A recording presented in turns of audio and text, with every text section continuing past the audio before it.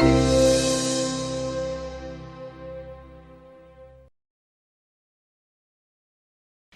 everyone. My name is Elise Burkhofer, and I'm one of the global program managers for women at Google. We are very excited today for a special Talks at Google, hosted by Eileen Naughton, VP of People Operations at Google, and Maureen Chiquet. Maureen Chiquet began her career in marketing at L'Oréal Paris in 1985. She has worked at The Gap, helped launch Old Navy, and was president of Banana Republic before becoming COO and president of US operations of Chanel in 2003. In 2007, she became its first global CEO, where she oversaw the business and brand's worldwide expansion. She left Chanel in 2016 to focus on writing, speaking, and developing new leadership initiatives. There is a Dory for questions. Go/Maureen-Dory if anyone who's over live stream wants to add a question remotely when we open it up. Thanks. Thank you, Elise, and good morning, everyone. Afternoon if you're watching from other parts of Google. We have, I think, well over 200 people signed up. So good morning, everyone. On the GBC, and welcome back to Google, Maureen. Thank you. Maureen and I ran into each other in the hallway this morning, and one of the reasons I was so intrigued to come in and speak with you was I've met Maureen in the past. She was, at the time, CEO of Chanel. One of the most coveted accounts in the New York office, I might add. And all of our sales executives were dressed up very, very specially when the Chanel team came in. And they got a lot of love from us. But Maureen, you were really pushing your team to drive more value through digital marketing. And so clearly a lot of leadership insight there. But I read the book review of Beyond the Label, Maureen's first book, and I was intrigued, and I sent the review to our Director of Leadership Development because I thought there were so many leadership lessons in here, and I said, we might want to get Maureen to come to Google and tell us about this. We love that. Maureen, you were running a $5 billion global company, one of the most iconic brands in the genre of fashion and high-end luxury. And suddenly it stopped. December 2015, was it? It was January 2016, right? So you've had this meteoric career. You're one of the most admired CEOs, female CEOs in your industry, but also, you know, an American CEO of this iconic French brand. And then it stops. Can you talk a little bit about what it felt like and the disorientation that you describe in the book? I would love to. So there's a story in the book. It's the first story, and I'll give you a sort of brief synopsis and let you read the rest. But you know, from one day to the next, I found myself no longer with a title, with a label of global CEO of Chanel. And as part of what I was going through, I think to be honest, it was a moment for me of both freedom in a way, because I had been working in a company for over 30 years in companies. I had 3 major companies, L'Oréal, Gap, and all 3 divisions, and then Chanel. And so while at one point it was kind of liberating, I was also grieving. It was really hard because I found myself without knowing who I was anymore. And the story goes that I decided, for whatever reason, you all probably think I'm crazy, but I decided I need to purge my closets. I have been wearing the same uniform for 13 years. And I know it's a really wonderful treat to be able to wear this kind of uniform. For me, it was jeans, because you can't give up your roots. So I had my denim, jeans, any variety of denim jeans. What's your favorite? Well, at the time I was wearing J brand, but I've now transitioned to Rag & Bone. Yeah, they're good. Yeah, I really like I'm giving them a plug. I hope they're happy now. So all you Googlers, I just think they're really comfortable, well-made, and beautiful fabrics.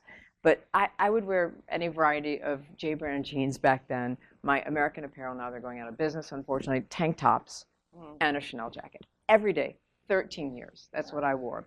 So I had this moment, I need to purge my closet. I did that, and I realized that all I had left were tank tops, a few woven shirts from a company called Hartford, and these jeans. So I thought, oh my God, what am I gonna do? So I called Jeffrey, a store in New York. I called Jeffrey and I said, or texted him and said, SOS, I need clothes. I'm sorry, what did you do with the old ones? I know everybody else. There are about, I don't know if you guys should admit this, there are about 10 closets full in my basement. But so I haven't done anything with them. But I really, it was, I know. Auction them off. Everybody, I know. I haven't figured it out. I haven't had time to figure it out. But so I went into Jeffrey's, and I'm a merchant at heart, meaning I love clothes, and I feel them, and I love to think about what looks good in stores. So I walked in probably the most intimidated I had ever been, because I felt almost nude. I felt naked at this point. I had on some of my Converse sneakers and jeans, and I'm touching the mannequins, and they're looking down at me, and I'm thinking, I don't belong anymore. I don't know where I belong. And fortunately, thanks to the team there, they littered the dressing room with all different options. And my first instinct was to go over to my old identity. Wow. Because by the way, this is a story about clothes, but it's really a story about identity. And I started looking at all the jackets. That's all I could see was fitted jackets, Chanel type jackets. And they said, no, why don't we show you some other things, wide leg pants and this kind of jacket and underpinnings and all these things that I hadn't ever thought about wearing.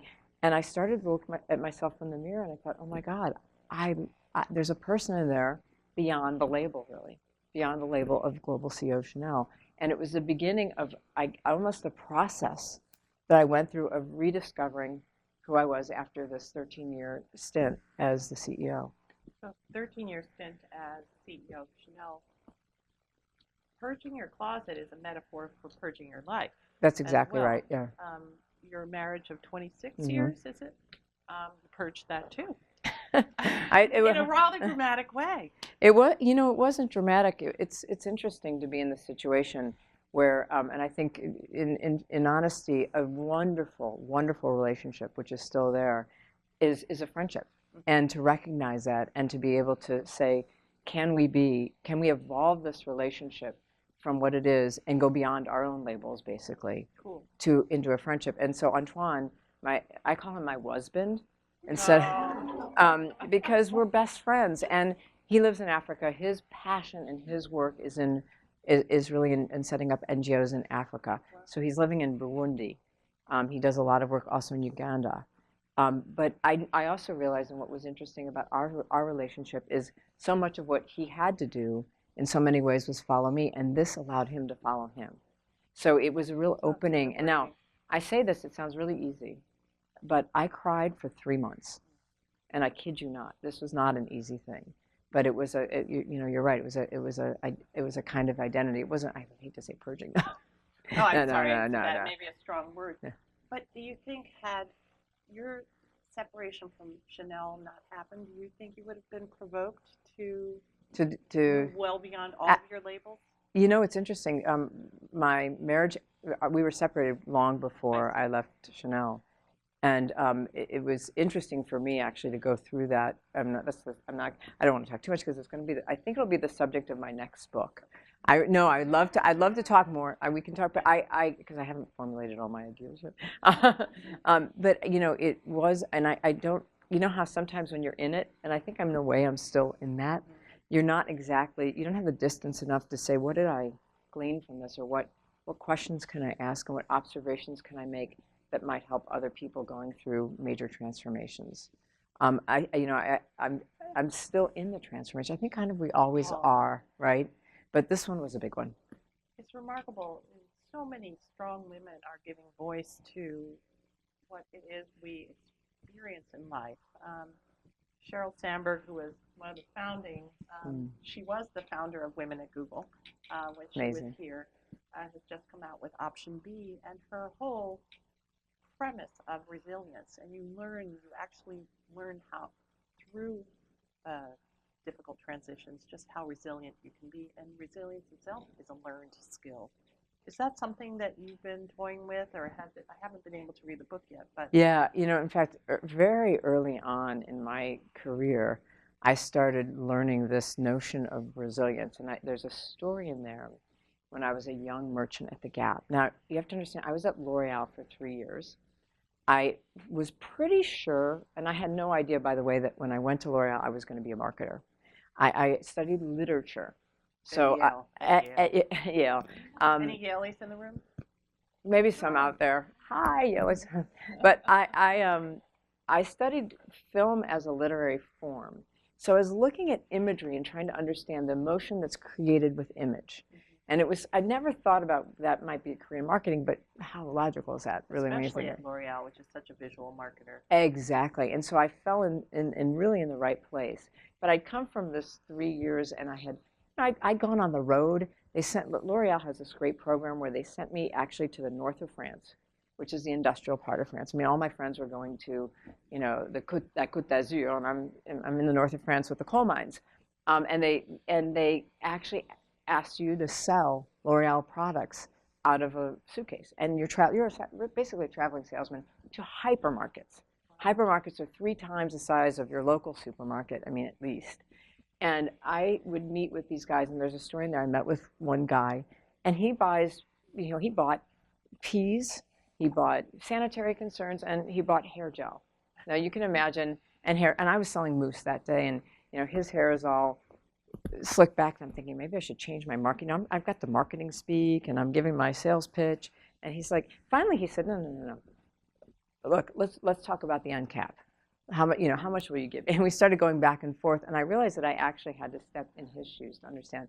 But all that to say, I came out of L'Oreal, sure I was a marketer, absolutely sure. And I got to the Gap, and it turned out they actually had advertising at that point, not marketing. So they had said, you're going to be a merchant. And I thought, this is great. I mean, I like looking at beautiful products and selecting them. My interview with the CEO then, Mickey Drexler, had gone really well. I picked out some bags. I'm like, I can cinch. Well, not so fast. I found myself pretty much in a sample closet for the first several months, trying to sort through all the the disarray of different products that hadn't been organized in several years. And then I had to learn this thing called the open to buy, which was it's a tool to manage your inventory. And I had a difficult boss, and he one day said to me, I had I had not known where some Paisley bags were, and he got very angry at me and told me he wasn't going to teach me the open to buy, that I had to learn it on my own. And I'm a young person, and I'm also the sole breadwinner, so he had yelled at me to such a degree that I found myself crying and calling my mom. This is what you do when, right? Call mom. So my mom at that point said to me, and you're talking about resilience, she said, well, honey, I hate to see you working so hard. I was working 12-hour days. I didn't understand this thing called the open to buy. I'd never been a merchant. I realized that it was way harder than anybody had told me in the beginning, or that I at least had surmised. And so she said, why don't you do something else? And I said, but I want to be close to creativity. And by the way, no Google at that time. This was back in 1989. If I had known, I might have come here. No, I love the Gap so much, but I so wanted to be close to that creativity. I said, and I was watching the older, the levels above me and what they were getting to do, and they're working with design teams and picking these beautiful clothes out for the store. So I stuck in there, and I said, Mom, I'm going to stick it out. And I think it was a very early lesson in resilience, which is basically, for me, about when you care so deeply about something, and you're kind of willing to tough out some of those moments that aren't as easy. And I care deeply about being close to creative. I love that story because there is something in your 20s where you have this sense of who you want to be professionally, but you really do have to learn your way into it. Totally. And the ability to be patient with yourself and learn the tools of the trade, I think those are important lessons. Because I often say to many Googlers who are, by and large, a very high capability, ambitious group, you're going to be working for probably 30 years. This is a marathon, and enjoy this journey. So you had quite a journey through, marketing, merchandising, and then what I would call leadership. Yeah. Yeah, you were CEO of the Gap when you left, weren't you? No. I was president of Banana Republic. That's it. President of Banana Republic, and then to be selected for Chanel. I mean, you have an unusual profile. You're bilingual. Right. You had worked in France earlier, but that is a daunting leadership remit. We talk sometimes at Google about imposter syndrome when you show up somewhere and all of a sudden you realize, wow, everyone else is really knowledgeable. How did it feel walking into the storied house of Chanel and taking up your new assignment? Well, first of all, it was incredibly exhilarating and intimidating. And I remember standing in Gabrielle Chanel's apartment, this beautiful crystal chandelier, and I talked about this in the book, and gazing up, and then going to these fashion shows in the 17th century, convent. Cool. And the beautiful, detailed, intricate couture. I had never seen anything like this. And then here's a brand that has a almost 100-year history. I mean, Gap was created in 1969, and so the richness of that, and how do you take that forward into this very different future was going to be, I knew, one of my biggest challenges. But as the story goes, when I started as CEO, so this is after 3 years of training, by the way. I had 3 years of training. So you talked about patience. I think I learned to cultivate patience. But the first year, they had sent me to France to just listen and learn, put a tape on my mouth. They said, basically, we want you to France and then around the world. We want you to meet everybody and anybody you can. I went into every single department, from creative to the factories to finance, visited with all the teams, and all I could do was ask questions, because he said, you're not allowed to make a decision for a full year. So that was humbling. Very humbling. And after about 9 months, I was going, I want to do something. And you're seeing these things that you think you can do, but this house has such a beautiful storied history that you really do have to learn the ropes first. But when I finally became CEO in 2007, that was equally a hurdle, because I actually found myself at the head of a table of 10 men. And all of them were in their beautiful suits and CC logo ties. Now, I knew them because I'd been there. But all of a sudden, I was at the head, and I was 43 years old. I'm American. Most of them were French. Most of them were a decade, if not two, my senior. And they all had not 3 years, but about 20 years of luxury experience. So that was the beginning of actually tapping into a different kind of leadership. That I had always thought about leadership is, the idea of take charge, demand respect, be focused, be strategic, you have a vision. And that wasn't going to work. That wasn't going to work because they had such deep history, such deep knowledge, that I had to figure out how I was going to integrate the things I was seeing, and certainly the digital world that was coming out. That, really 2007 was the beginning of the major digital revolution. And I had to figure that out. So I realized that it was going to be through asking questions, through actually sitting on their side of the table, not trying to push my agenda, and actually being vulnerable, saying, guys, I don't know this, help. It was collaborating with them, mixing ideas and actually opening questions to everybody so that we could actually co-create a future. And that was that knowledge of that moment. This is getting long. I'm sorry, but it's a perfect. Yeah, it's fascinating. Oh, good. Actually. So that's a personal story, but it taught me something really deep about leadership, because what I realized during that moment, and this is 3 major things were happening in our world. The digital revolution for you guys is incredible. Now imagine yourself a luxury company where it's all about exclusivity. It's not more is more. It's not about pushing sales or getting more exposure. It's actually about making your products rare and beautiful and connecting to that customer, not en masse, but one-on-one. And so the digital revolution actually scared us. So we had that as a great unknown. And how are we going to be relevant in this revolution if we are about rarity and exclusivity? So that was the first thing. The second thing was the globalization. We had been global, but we had when China began to gain so much wealth, we had clients all over the world flooding our boutiques from China. And that was hard. We didn't know the culture that well, but also we didn't know how to still serve our loyal clients when the boutiques were brimming. So challenge 2, challenge 3, and I'm looking out at all of you, and probably some of you there, this generation that everybody's so fondly called millennials.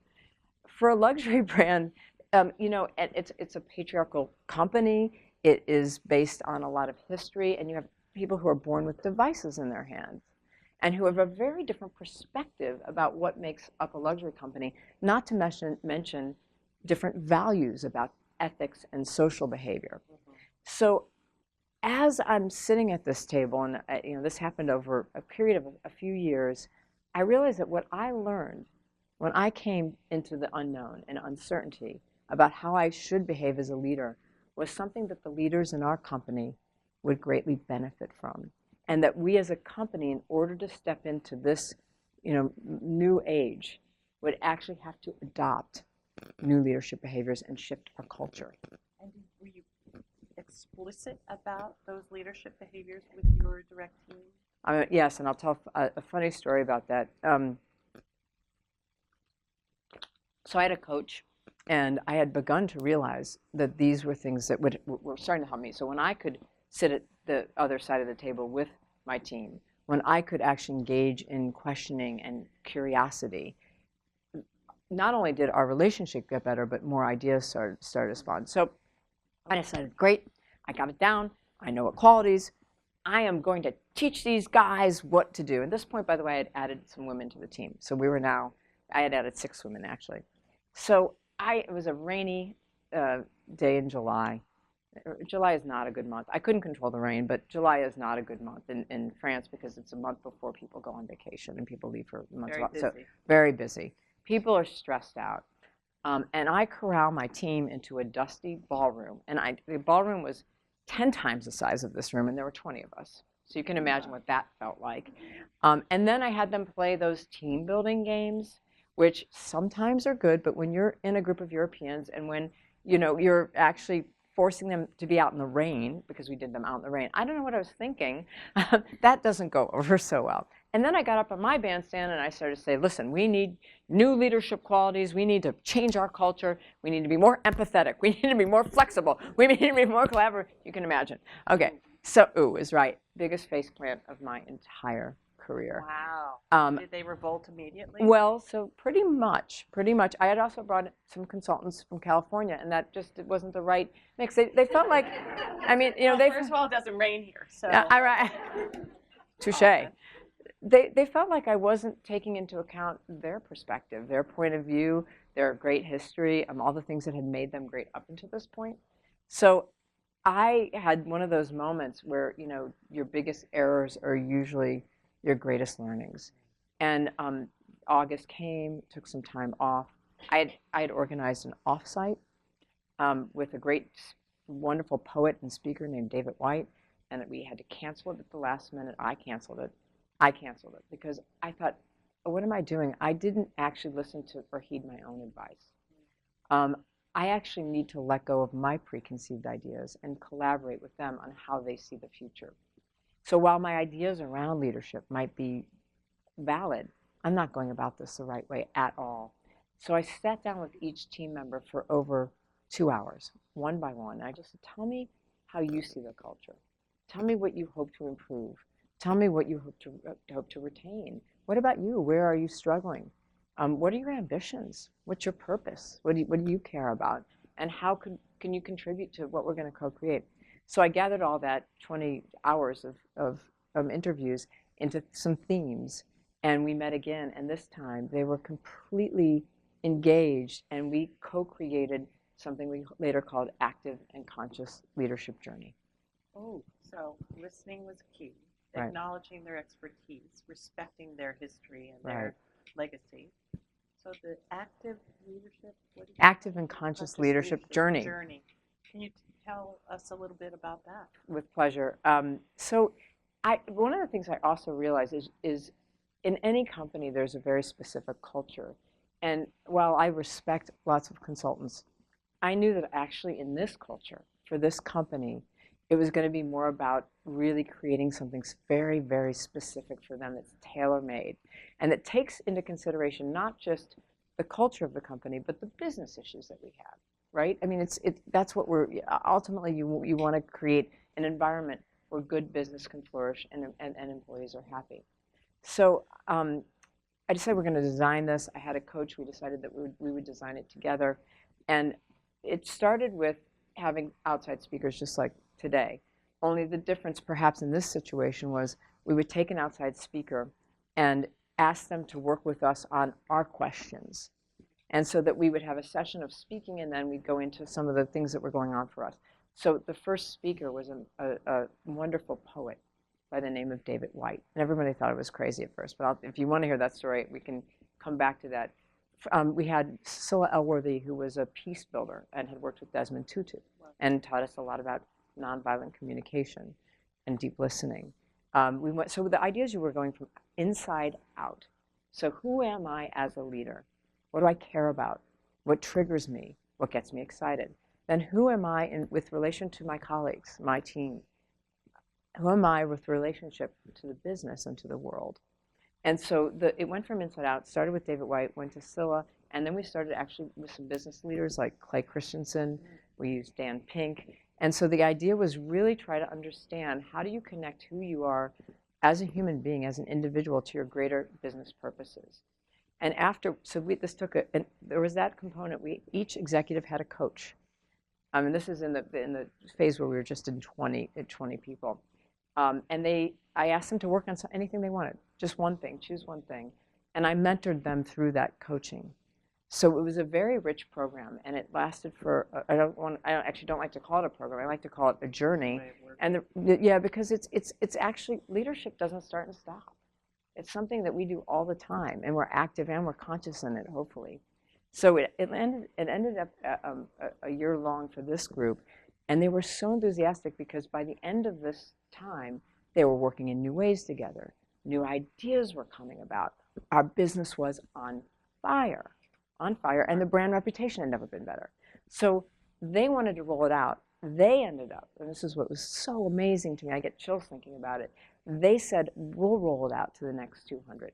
And so they took it to 200 people. Now, we couldn't afford coaches for everybody, but there are a lot of ways of getting good feedback other than getting a coach. That 200 then said, we love this. Can we roll it out to 400? And by the time I left, we were 600 strong. This is a really powerful program, and it did start to shift our culture. I mean, that was, meeting at the time with Google was one of the beginning things. How do we get digital? How do we create relationships with external, vendors, partners, really? How do we begin to create those so that we can be relevant in our field? Do you recall having visited the Googleplex here in Mountain View with your team, and when you went back to Paris and or New York? Because when I first met you, you were, I think, working between Paris and New York. Always, yeah. Was there anything that shifted in your approach that was conscious, that was sparked by something you experienced here at Google? I'm just curious. Yeah, it was amazing. I chose actually, I want to say 12 executives. I can't remember how many there were, not even executives, across levels to come here to Google. We went to Facebook. We were really trying to get a good sense. Pinterest at the time. Yeah, it was really, really small. It was like in one room. But it was really interesting. We were trying to figure out and we sat in a room, and shortly after Google, we loved the environment in Google. I mean, one of the things that we picked up on was this notion of creativity in any domain at Google. And I don't know if that's something that you experience, but it's what we experienced meeting with Googlers. It was like this freedom and ability to express and to be in a creative mind, regardless of what kinds of jobs you're doing. And Montessori. Yeah, I was inspired by that.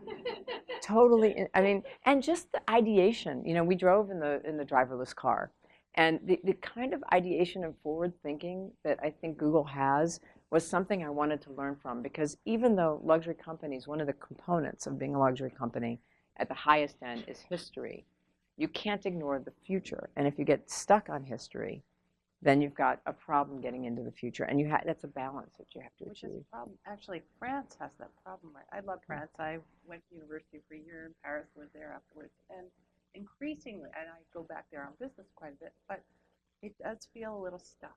I've felt that before a little myself. Museum-like. Beautiful place. The French are extraordinary because they have exquisite taste. They understand beauty better than I think any culture. I mean, Italians also do, and they have a different way of expressing it. But the French, in terms of food and wine and refinement, yeah. And I feel like that is a gift for any culture. It's a gift to the world. And if just not unlike a luxury brand like Chanel, if there was a way that we could all benefit from that gift and make it contemporary enough so that we can connect to it, I think it'd be beautiful. I mean, one of the things that I'm seeing with luxury companies today, And something I've been watching quite carefully is this notion of purpose. And Google has a great purpose, and I can feel it.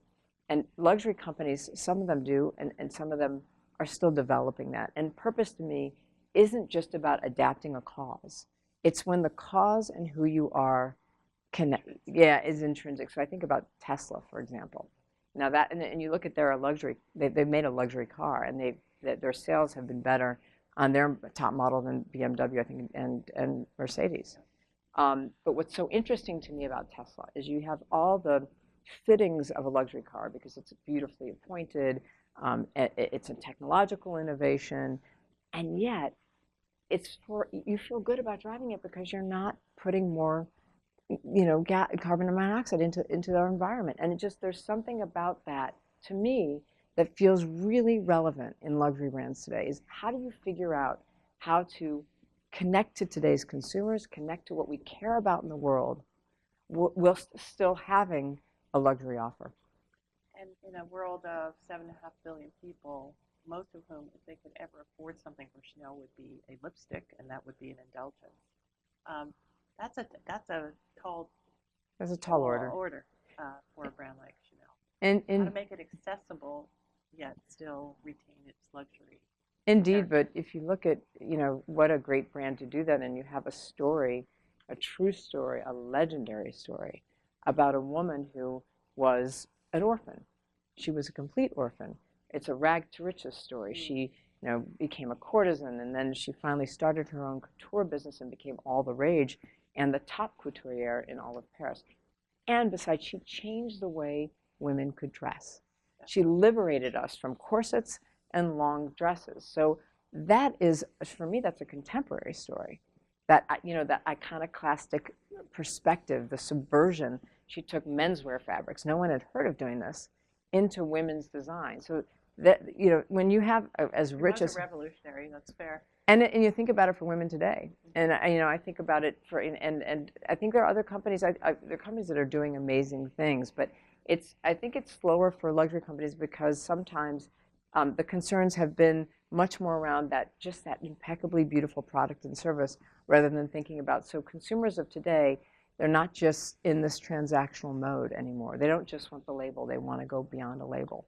Something about authenticity that's really popping at least in U.S. culture, but I think you see it popping up in retail around the world. I'd love you to free associate. You've already said Tesla, obviously Chanel, great brand. We talked a little bit about Rag & Bone. But what are some of the brands that really stand out for you? That resonate with me right now. I love REI. I just think it is amazing. Opt out on Black Friday. It's not just a marketing move, and you know that because they care about being outside. And I think about luxury, and this may sound crazy, but what is luxury today? It's time, right? We both said that at the same time. It's getting outdoors, because that's rarer and rarer. It's connecting with friends and with oneself. So I love REI for the way that it taps into the outdoors and what it means. I actually think Nike's doing a really good job. Big company, but equality has no boundaries. That is, to me, that made me want to run out and buy Nike. So they're connecting to something I care about, and they're still making great, innovative products. So you can't forget, for me, the product is still you've got to have a great product. It starts with the product. But you also have to today offer more than that. And I think those are those two examples just, that I've been kind of following a bit. I was looking at, does anyone, Reformation, does anyone know that? Yeah. It's an online clothing brand that's really going after ethical sourcing, ethical products, things that don't rob our environment of natural resources. And I think it's an interesting concept. I don't know where it will go, but I'm hopeful that we can get more of that kind of attitude and environment into fashion. So, Maureen, for how long did you know you had a book inside of you? Because that's a brave thing to do. Thank you. It's time consuming. Very. It's extremely personal and intimate, and you share. You're vulnerable. Totally. You don't know what the reaction of the press will be. You were a fair-haired CEO everyone knew, and now you're an author with a completely new orientation towards your professional life, which is still a journey. Yeah, But absolutely. were you itching to do this for a while? You know, I never considered, not, it's funny because any of my jobs I've never considered before I kind of got at the doorstep of them that that's what I wanted or could do. So with writing, I was a literature major. It sounds kind of logical, and I've read, you know, I love reading. I love stories, especially fiction. And so what happened is when we did the active and conscious leadership journey, I wanted to share it. I really wanted to share it, and I started with an article.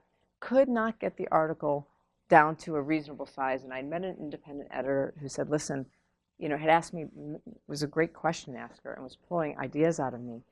And I thought, and she said, why don't you write a book? And at first I was like, oh, I can't write a book. And I realized that actually I had a lot of things that I had learned and stories that I wanted to share to provoke questions. I asked questions in the book, observations, so that I could help other people create their own paths to success. And when you read the book, you'll see it's not a set of rules or dictates or how to. I don't give a lot of instructions because I feel like everybody has his or her own journey. But this is really about reading, opening somebody else's journey up, asking yourself some questions, looking in the mirror, and you know, using some of those observations for your own lives and for your own careers. You're clearly a courageous person. You were a teenager, decided to study abroad in France one summer, fell in love with goat cheese, love to hear more about that. And that somewhat set you on a trajectory that has you here today. Yeah. I mean, did you consciously know that you were a bit of an adventurer? You know, I don't think I thought of it as adventure. I fell in love with France. I think I'm very curious. I'm exceedingly curious. But I fell in love with the notion of France because my father spoke really fluent French. He'd learned without a textbook. And believe it or not, I think that was so interesting and so effective. He spoke with beautiful accent. So I looked up to my dad. I wanted to speak French like him. I had a great French teacher. And I decided, I got it in my head one year, I said to my parents, oh, you get mic issues? I said to my parents, I must live in France. I must go be with the family because I have to have this language. This language, I want to learn it to the extent that nobody can tell I'm an American. And the only way you can do that, I think, is really, you know, other than my dad's schooling, which they weren't doing in my school, is go immerse yourself in the culture. And so I landed in the south of France, which was incredibly lucky.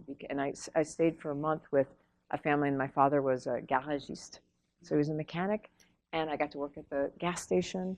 And every morning the table was set with fresh wildflowers, and the light would glow on the limestone, and I would smell the lavender, and my senses just broke open. It was almost like I didn't know that I cared so much about these things, but the beauty, the sheer beauty, and their appreciation of it, the way they take it in.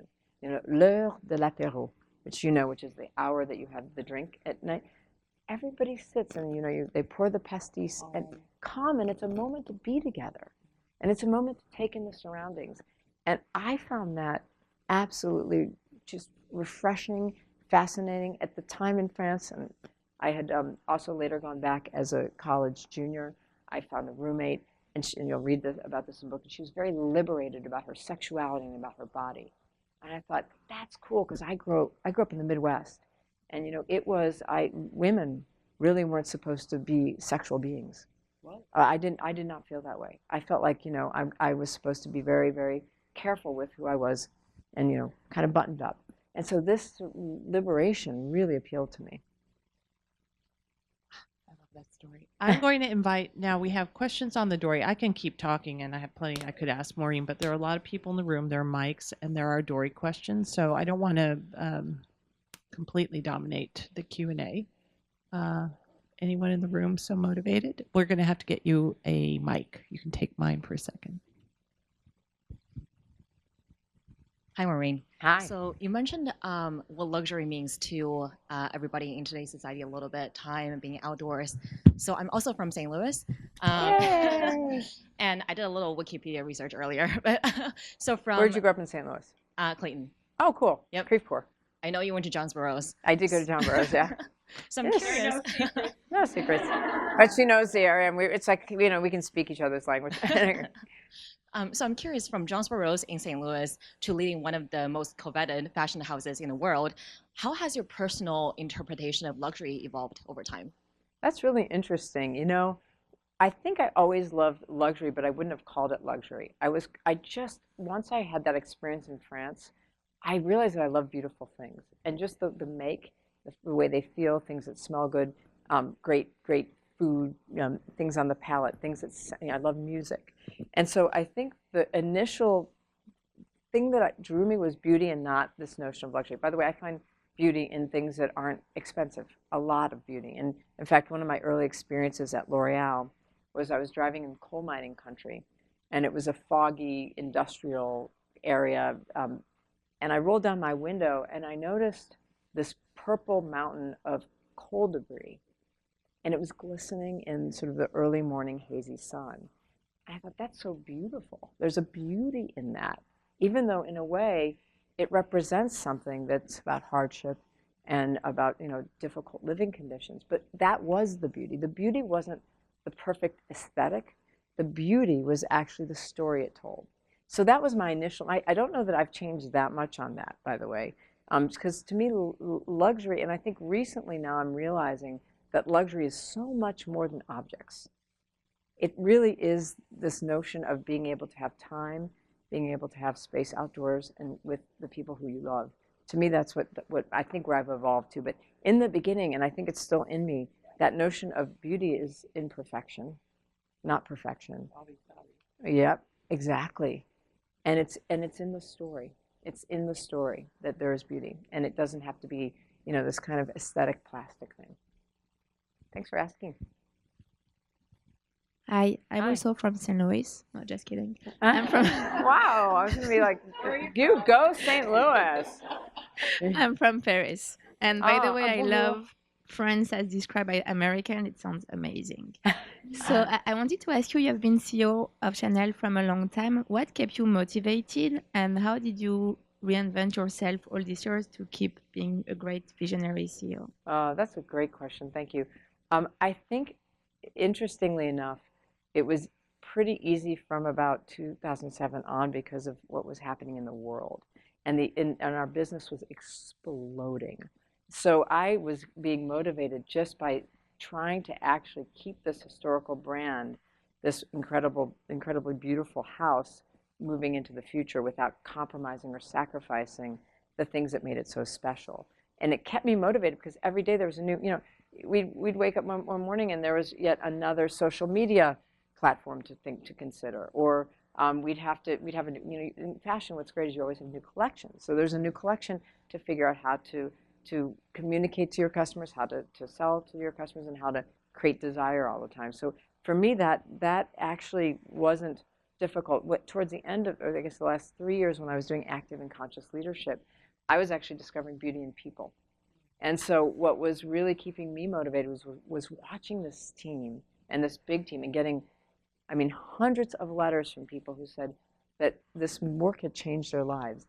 That was really, really motivating to me. It's like, how do you, in a company, get people to tap into what they love best, where they can bring value, and how they connect that to the purpose of the brand. And when you do that, and you guys know, because Google is such a great place, when you do that, you get incredible work out of people, and they're happy. So that kept me really motivated.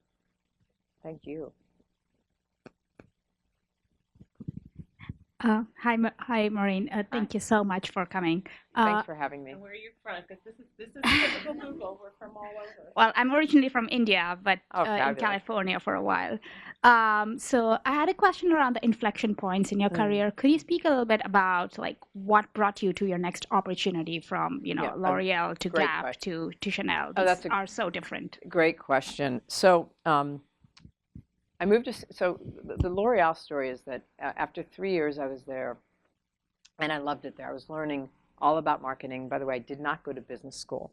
So there was all these, I had to learn all the techniques or technical terms, what marketing really was, UPS and market segmentation, and everybody around me had gone to business school. So I had a lot of catching up to do. But I realized that my one gift that I had is I could see image, and I could understand what emotion was created.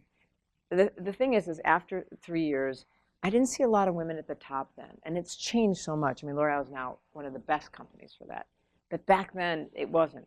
And in the meantime, my husband had an offer to go to Indonesia, and I didn't see myself there, and so we decided to pick up and come to San Francisco. So this is the funny inflection point about getting into retail. I would have never, if you had asked me, even leaving L'Oreal, can you see yourself in fashion or retail? I would have said, absolutely not. I'm a marketer. So I come to San Francisco. Now, this is not so smart. We didn't have jobs. And we had about, I don't know, maybe a month or two of savings. So that was it. And it was sort of like, you got to get a job. So I started interviewing. This is, I guess, in 1989. I started interviewing. And I realized that at this point, I have the label in my own head of what I am. I have an expectation. It's called marketer. It's fixed on my head. So I go to the two packaged goods companies, biggest in the Bay Area at the time, Clorox and Del Monte. Okay, Del Monte doesn't call me back. I mean, I don't even get, in my foot in the door. I get one interview at Clorox. I'm like, you don't have an MBA. What are you doing here? But also I realized, wait a minute. I don't think I want to be on photo shoots for toilet bowls. Like this isn't, I mean, I love, I respect them, but I don't think this is right for me. And so I'm walking down Market Street, and you ask about inflection point, and I see this poster of Miles Davis. Now, Miles Davis, jazz, great, and his head is in his hands. He's got this soulful look, and he's wearing a black T-shirt, and it says Gap. I'm like, I want to market that. Well, the story goes, snail mail at this time. I send my resume a week later, or whatever it was. I got a call from the recruiter, and I said, so, he said, what do you want to do here? I said, I want to market the Gap. He said, you're a merchant. I said, I'm a what? What does a merchant do? I don't want to sell stuff. Like, I'm not a good salesperson. I learned that in the north of France. I don't think I should do that anymore. So he said, no. A merchant works with design teams. They help to create the products and the assortments and figure out how much to buy and where to source them. So that was the inflection point, if I think about it. I mean, two things. One was being in a company where I wasn't sure I could progress and wasn't sure that I had the means to do what I really thought I wanted to do, or at least grow. And then the second thing was seeing that poster and saying, is that. So that was one transition. And then I guess the second inflection point was getting that call from a headhunter while I was at Old Navy. I'm still selling $5 teas out of the back of a truck. And they say, a French luxury company is interested. Now, at this point in my life, I was missing France. We were living on the West Coast. We'd been here for 15 years. And just the notion of working in a French luxury company, getting back to sort of it was a dream. It was absolutely a dream. And then I learned about Chanel's story, who she was as a person, and I thought, this is new for me. This is going to be the next challenge. So again, and I never imagined that I would be doing that, I think, ever in my life. But it just sort of being open and opportunistic in a sense, and seeing those things and hearing those things. I mean, of course, I got that wonderful call. But it's funny. I'll tell you the funniest story about that. This is Gap. Let's see, what was it? About 2001 when I got the call. Now, Gap was the center of the universe back then. Chanel was small. And I thought it was a brand for, older women. Like, I didn't know that Chanel could be young and hip because it wasn't so young and hip then. So for me, it was actually a huge, it sounds crazy, but it was a huge risk. I had to move my entire family. My kids were 11 and 8. So I moved them from, their cozy little Mill Valley / Tiburon existence first to Paris for a year and then to New York. So it was actually a huge risk. And I didn't think, at the time, I wasn't sure. But I ended up thinking, there's something about this. This feels right. Trust your instincts. Long story, sorry, but No, it's excellent. We're storytelling here today and talk to people. Thank you for coming. And my question is about, were there key mentors that you had along your journey, and what kind of pivotal role did they play for you? And then did that inspire you to mentor others as well? I have mentored so many people, and it's one of my favorite things. I had a lot of really amazing mentors both at Gap and even at Chanel. But one thing I think about mentors, because it's kind of a hot topic. We talk about it a lot, and we talk especially amongst women mentors, and I think that's amazing. But I would encourage all of you to think broadly about a mentor, because I learned as much in so many ways from my friend in France, Fleur, in the book, who taught me about being comfortable as a woman, being comfortable in your own body. I would say I would learn in so many ways as much from her as I have some of my greatest mentors, like Jenny Ming, who was running Old Navy, and Mickey Drexler, who was the CEO of Gap. So mentoring doesn't have to be a hierarchical thing. I think it's really about getting somebody with whom you can share conversations, stories. You can ask questions.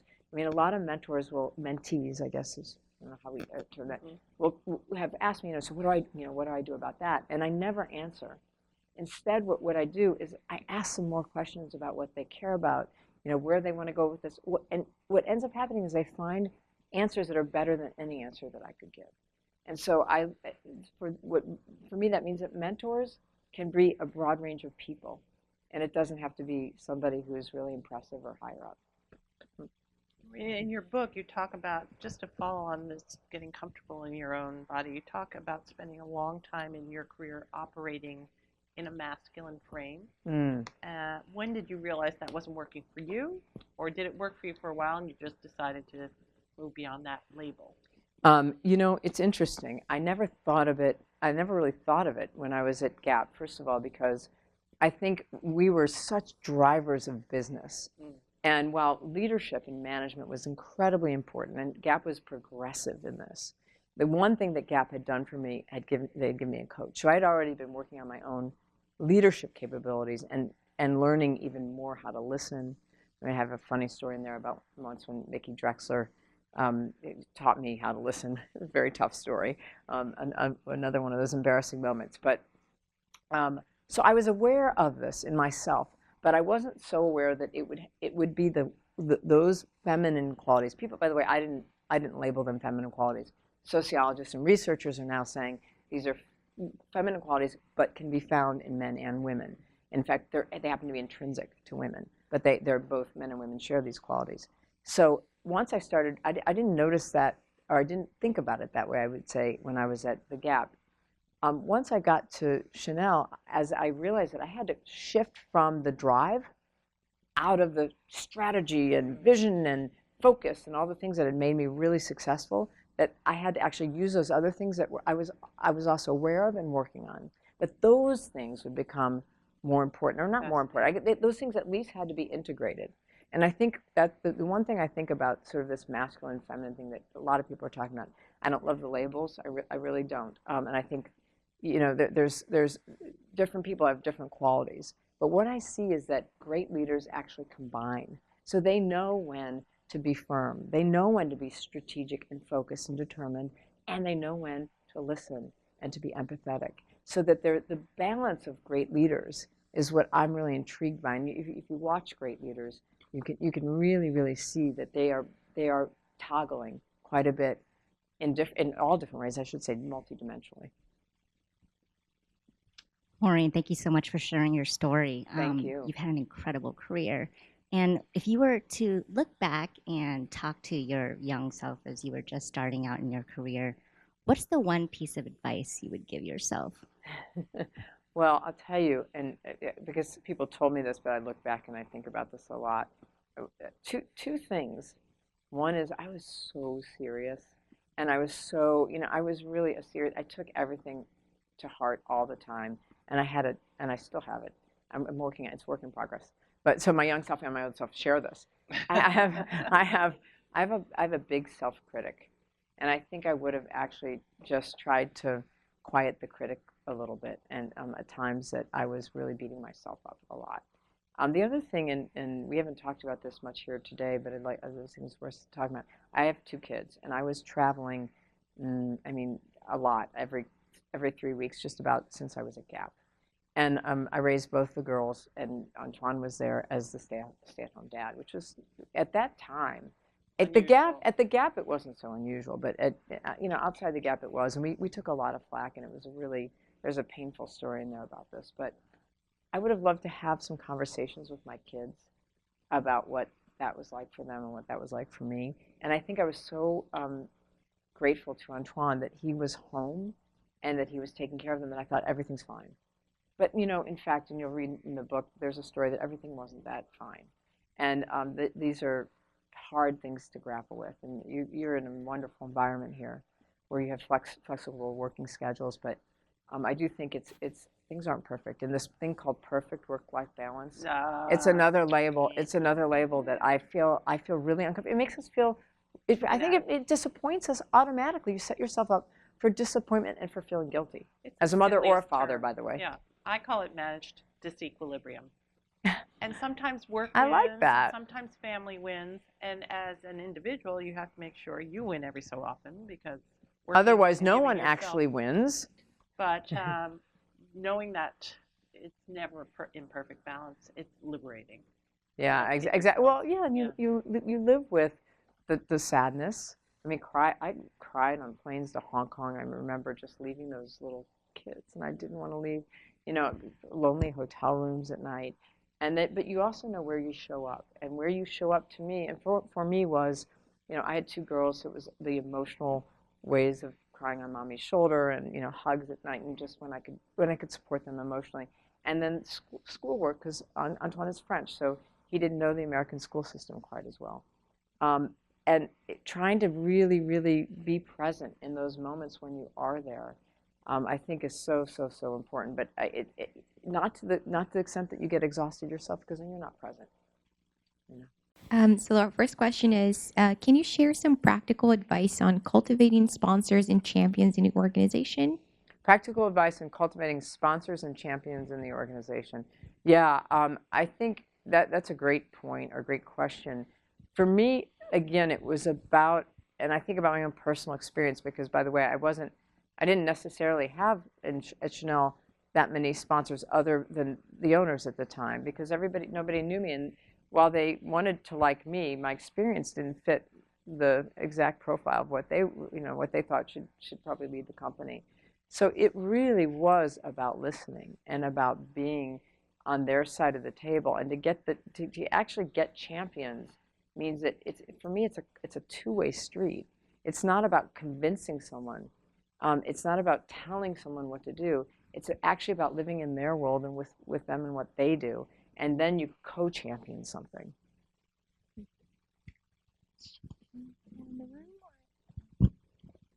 Did Mr. Lagerfeld participate in the active and conscious leadership journey? It's interesting. No. I'm curious. I have been a huge. Oh well, I'll answer that and I'll get to you. I have been such a huge admirer of creativity, and I think when you think of creativity, the word, you think of Karl Lagerfeld, in the fashion industry anyway. So I've worked with amazing creative people at Gap, at Banana Republic, at Old Navy, and at L'Oreal. In fact, my early experiences were at L'Oreal. What I noticed is working with someone creative means giving them the space, the resources to do what they do best. And that to me, that was what was really important. Hi. It seems that in your career you've held a lot of different titles, and part of what your success was not holding yourself or defining yourself to a certain label. But I was also wondering, I think for a lot of people in their career journey, they have to sort of eventually find somewhere where they specialize in, or where that's an area that they own. So I'm wondering how that journey was for you, and kind of figuring out what you specialize in or what skill sets you bring to the table, and then how that evolved over time. That's a great question. I appreciate it. I actually think I always say there are three groups of questions you ask. What do I love so much that I can't live without? Beyond the label and beyond the roles and beyond the definitions, what makes my heart sing? Where can I bring value? What is my greatest gift? Where can I, and how do I connect those two things, where I bring value and what I love? And then sort of in the third question, what context am I in? Sometimes you have to take jobs that you don't like for a while. But I found that always staying really close to what I cared about was something, and I learned it early on at L'Oreal. There's a story in the book about this, but so here I had not been to business school, and I was in marketing, and everybody else had. So I didn't have that advantage, and I had to figure out what it was that what was my path. To your point, what was it that I really, really wanted to do, and what was my mark? And it ended up I got invited into some advertising meetings, and the art director in the advertising agency, I felt a connection with what he was trying to do.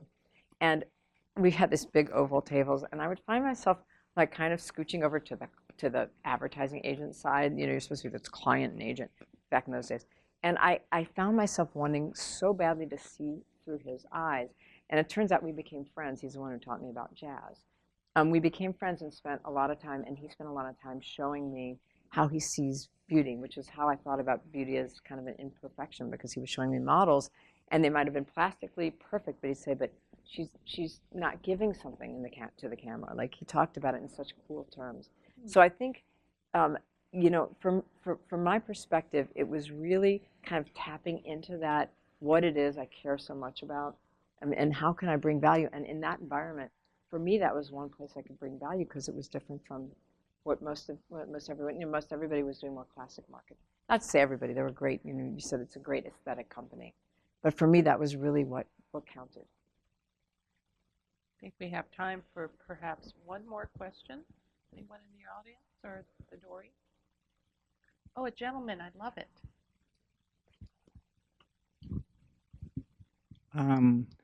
Thank you again very much for being here. It's really incredible. So you've worked both on in Europe and here, and you were, of course, a female in a fashion world with several stereotypes about women, and dominated by male, you know, executives. What is your comment about the attitude that you saw in France versus what was here, and how this has changed over the year? And what do you think are? I know there is a lot of room for improvement, but some suggestions about how to improve the attitude toward women and getting to that state of really, you know, equal, no discrimination at all. Yeah, right. that's the idea. Thanks for that question. First, I'll say, you know, it's interesting. I worked around the world, so not just in France, but all over Europe, all over Asia, and each culture is different. And you know, it's almost impossible to even kind of categorize them in terms of their views of women. It's interesting. We were just talking earlier, because Eileen is on the L'Oreal board. French companies now actually they passed a law several years ago requiring boards to have 40% women. So while they may seem like you know, more biased in the workplace, I wouldn't say necessarily that that's the case, although there are fewer women in top leadership. There are also very few women in top leadership in this country, and we're talking about 4% CEOs. That 4% of the CEOs are women. That is not a lot. My thoughts about this are kind of clear. Equity in pay is, you know, obvious. Work-life arrangements that help both women and men, those are obvious. I mean, we have to change these things. We can't, you know, I'm impressed that Google has flex time. It's amazing. But in my experience, if we don't also start to integrate these qualities of empathy and flexibility and collaborative skills and deep listening, if we don't start to integrate those, many women won't ever feel as comfortable or as confident or as natural, actually, being leaders. So I actually think that there's an attitudinal shift that we need to make to get more women confident in those roles.